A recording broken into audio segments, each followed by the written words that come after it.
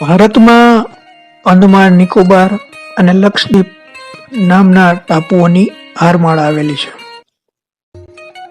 અને લક્ષદ્વીપમાં પ્રવાસન ક્ષેત્રને મજબૂત કરવા માટે મોદીજી હમણાં લક્ષદ્વીપ ગયેલા અને તેના ફોટા સોશિયલ મીડિયામાં મૂકેલા, જેથી લોકો લક્ષદ્વીપમાં ફરવા આવે.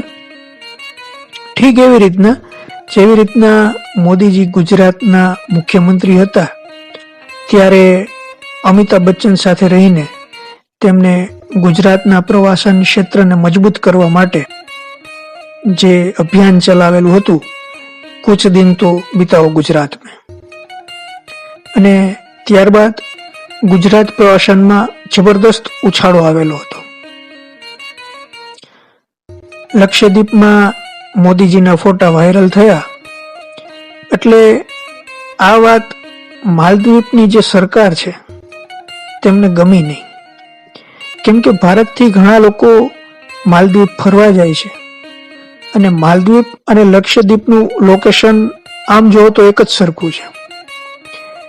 આ માટે ભારતના લોકો જો લક્ષદ્વીપ જશે તો માલદીવ નહીં આવે તેવા ડરના કારણે માલદીવના 3 મંત્રીઓ દ્વારા એવું ટ્વીટ કરવામાં આવ્યું કે માલદીવ જેવી સર્વિસ તમને ભારતમાં નહીં જડે.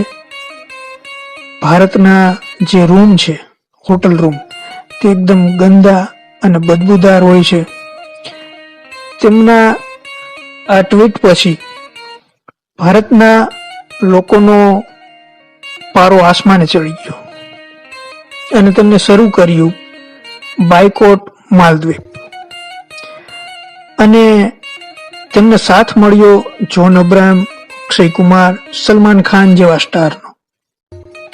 અને તેની અસર એ થઈ કે ભારતના જે લોકો માલદીવ ફરવા જવાના હતા તેમને પોતાની ટિકિટ, હોટલ રૂમ આ બધું કેન્સલ કર્યું અને તેના ફોટા સોશિયલ મીડિયામાં મૂક્યા અને લખ્યું બાયકોટ માલદીવ. હવે માલદીવની જે સરકાર હતી તે જાગી ગઈ અને તેમને પોતાના 3 મંત્રીઓને સસ્પેન્ડ કર્યા જેમને આ ટ્વીટ કરેલા હતા, અને ભારતની માફી પણ માંગી.